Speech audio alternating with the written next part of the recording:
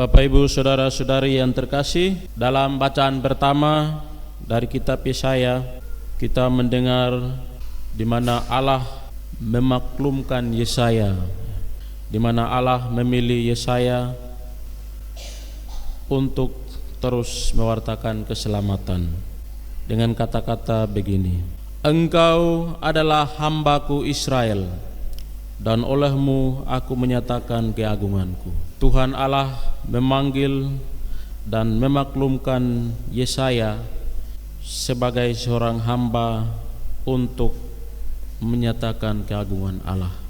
Yesaya diutus oleh Allah, dipilih oleh Allah untuk kemudian membawa keselamatan sampai ke ujung bumi.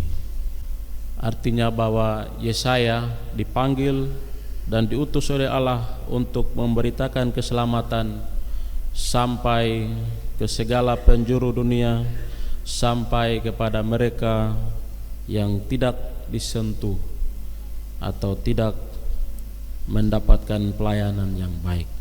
Tuhan Allah tidak mengutus Yesaya dengan begitu saja, tetapi Tuhan Allah senantiasa memberikan kekuatan, memberikan kuasa kepada Yesaya agar dalam perjalanan pelayanannya sebagai hamba untuk melayani sesama itu berjalan di bawah terang dan kekuatan dari Allah sendiri.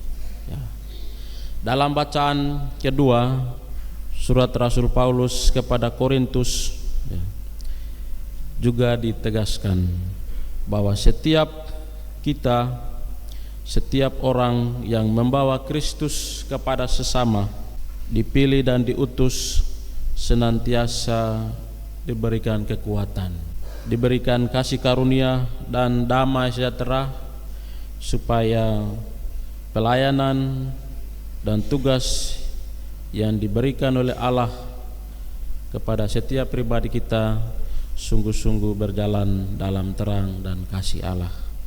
Dalam bacaan Injil, Yohanes juga memberikan kesaksian bahwa Yesus yang telah dibaptis, dia itu sudah anak Allah.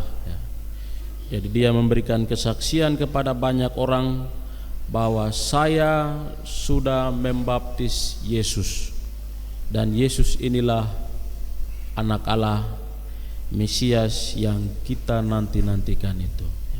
Jadi walaupun Yesus sudah lahir, tetapi barangkali kelahiran Yesus itu belum tersiar sampai ke ujung bumi. Jadi banyak orang yang tidak tahu bahwa Yesus sudah lahir, Mesias yang mereka nanti-nantikan itu sudah ada. Tetapi melalui pembaptisan yang dilakukan oleh Yohanes Pembaptis ini kembali mendengungkan, kembali memaklumkan kepada umat pada waktu itu bahwa Yesus atau Mesias yang kita nanti-nantikan itu sudah ada. Lihatlah anak domba Allah yang menghapus dosa dunia. Inilah kata-kata dari Yohanes Pembaptis. Kata anak domba Allah itu mengingatkan kita akan perjanjian lama, pengalaman bangsa Israel ketika perayaan Paskah tiba, supaya mereka selamat dari tulah atau hukuman. Mereka harus sembelih anak domba, kemudian darahnya itu diambil dan digosok di atas pintu. Itu supaya mereka bisa selamat dari tulah atau hukuman.